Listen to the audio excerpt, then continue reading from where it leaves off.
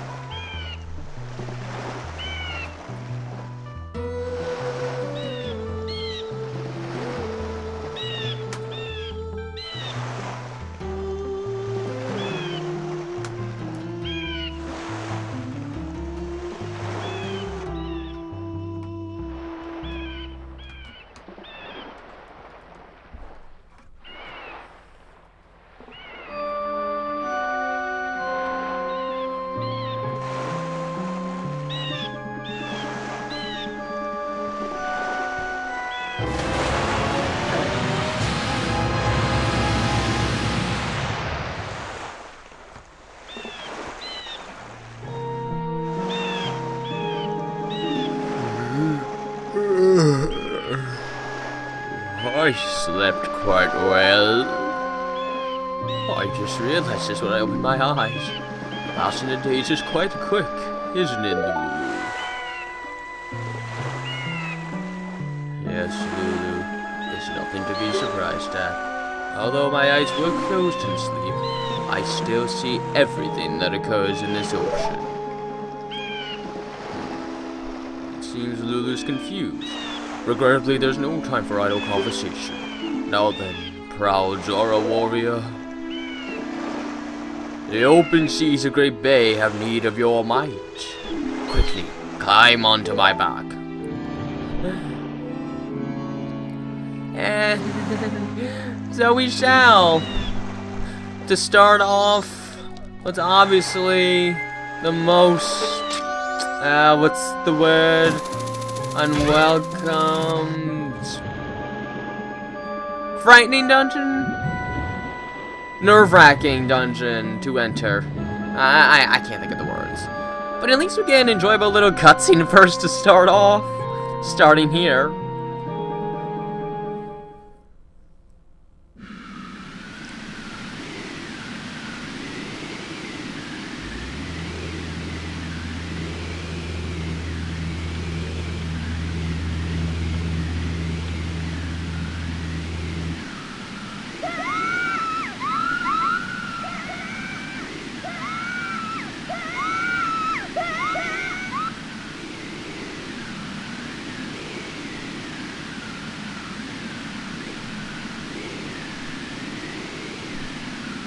Yes, I recorded it. Now I can watch it anytime I want. The Great Bay Temple. It's a water temple. Yay.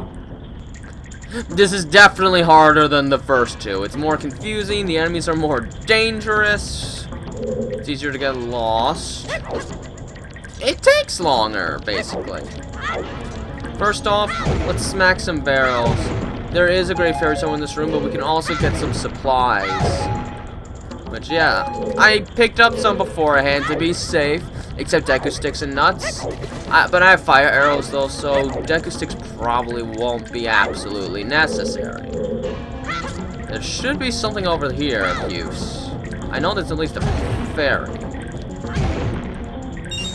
Of course, I don't really need a fairy. I've already got a fairy, but, what else am I going to be using my balls for in this dungeon?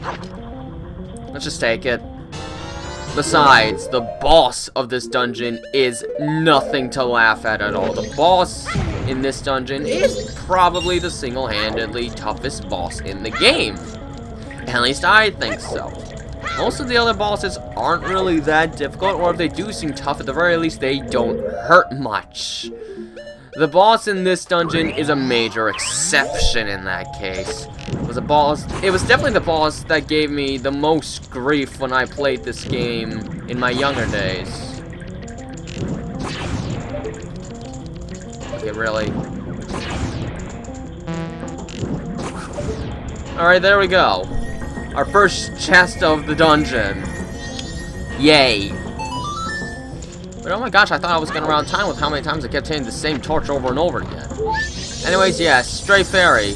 They're purple in this dungeon, which I like. I like the color purple, honestly. Wrong. Yeah, there. We're probably not gonna need the ocarina in this dungeon, so. Wow! That's a huge water wheel! And this room is only the beginning of our troubles. As you can see, it looks absolutely ridiculous. I think there's a stray fairy underneath one of these, so let me take a look. The board starts searching for stray fairies right away. Because what we get here is probably the single-handedly best upgrade out of anything the great fairies give you in this game. You definitely want it. Do I really have to? Well, then again, enemies can. Why is it so hard to attack a Skulltula in this game? They're so easy in Ocarina of Time, but in this one, their attack hitbox just seems absolutely ginormous. Oh, well, there was one down here, so I was correct. But hey, look, 3 stray fairies already. It looks like things are going good, but they are more spread around than this. Don't you worry about that. So first off in this room, there are a lot of switches we need to find and activate. Some of these that look broken, some of these, are only one-time use. Once you've dealt with them, you don't have to worry about them again. Others can be used multiple times and will have to be adjusted constantly throughout the dungeon to make your way to other areas.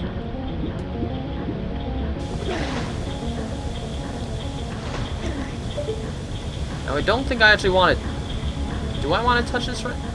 See, I already don't remember what I want to be doing. You see, that little switch over there affects the main water wheel here. I shut that off, the water wheel isn't moving, and everything runs out of power after that. Oh boy. I love my spin attack. Oh, okay, there's no more stray fairies to find anymore, at least. So I can kind of ignore the rest of the enemies. Alright, let's just see where we go if we ignore that wheel first. I don't even think we can do anything with the red one right now. So yeah, at the moment, we have to leave that alone. Which is probably the first mind buster of this dungeon. Actually, I don't think I've ever been there of all my times playing. Can I reach it? What's over here? Oh, okay, I have been there. I just completely forgot about it. Well, that's already a good indicator of how this dungeon's gonna go.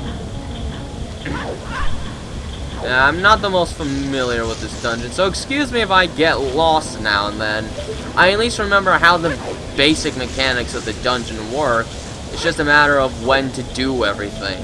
That's gonna be a hassle for me. Well, let's see if there's any stray fairies coming up in this next room. Yes, there is. I get it. The huge water wheel's powering this thing. How lovely. No one will be more lovely? Not falling. Let's see if I can do that. Is there a stray fairy in one of these pots? No.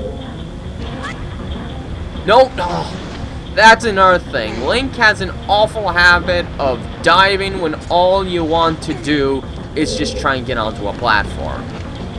And this happens an awful lot.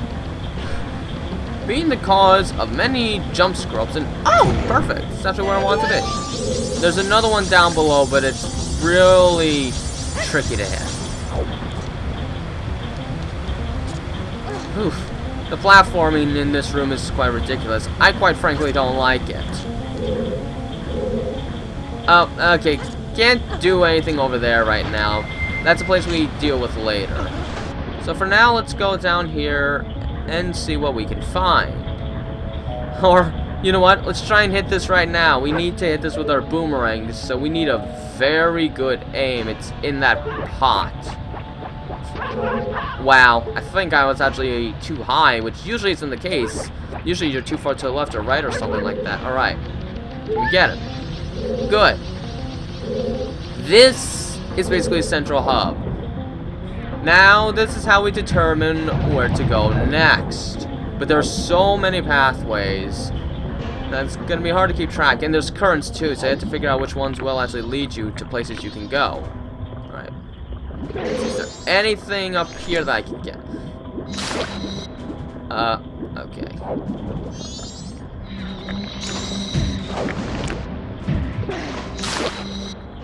Yeah, get rid of the skeleton fish. They will make sure you never get up, ever. Alright, switch back. It's just easier to hit pots as regular Link. They're more my height anyway. Well, let's go over here first. Hello. You're the map, right? Yeah, I think this is the... I don't remember what the compass is, though. Oh, well, here's the map. Yay. Take a look. It's got 3 floors, and quite frankly, it looks kind of confusing. Sorry, I really needed some water there. Don't know what's going on with my throat right now, but it just kind of felt mad. Let's see if there's a fairy in any of these spots. Yes, there are. Sweet. This should make number 6. Alright. Straight fairy-wise, things are going kind of smoothly. But it's time to move into the next room. Oh, and these arms are ridiculous if you don't use the Zorberry. They just grab you and start throwing you the other way. You want to keep a nice steady supply of magic in this dungeon for the sole purpose of the Zora barrier.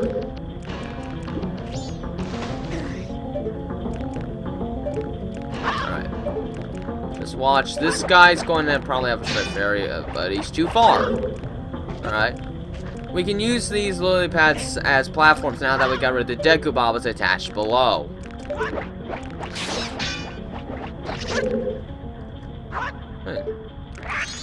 Whoa. Okay. I'll admit, that surprised me. I forgot all about that. Now what's in here? Straight fairy, small key, money. Oh, sweet, nurse straight fairy. I'm already about halfway there. I forgot how many there are in this early portion of the dungeon. Wow. Okay, things are going kind of well, actually. Okay, now there's this room. Of course. What are these ones called? Bio Deku Babas. What's so bio about them compared to the other variations of Deku Babas? As far as I'm concerned, they're both organic life forms. I knew that was gonna happen. Oh, thank you. In here should be the compass. Okay, there. That was relatively close, at least. Good. That's very nice. There we go. How many more chests are there in this dungeon? 2, 3, 4, 5, 6, 7. 7 more. Okay. We're doing pretty well. There's another chest down here, so let's take a look at it. And of course, deal with everything using our wonderful Zora barrier. And in here is our first small key. Be sure to look everywhere. This is a water dungeon. Ow. Do any of these have magic? I want a refill. Well, if you're just gonna run away, then I'm gonna smack you. Ooh, Deku Nuts. I finally have some Deku Nuts. Alright, so... now it's time to start going to other places, actually. Because there's really not much that can be done here. Oh, wait, what's in here? I just want to check everything for straight fairies. I want to leave nothing untouched.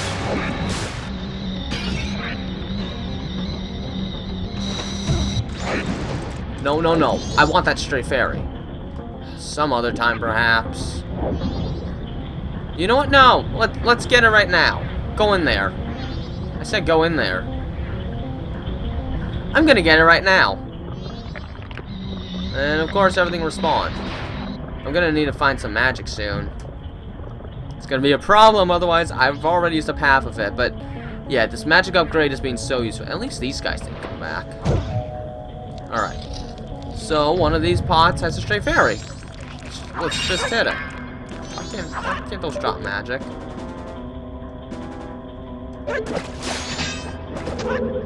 Alright, let's get it. Alright, there we go. That's 8 of 15. Okay, I can move on now. Where did I see a... Did I see a locked door, actually?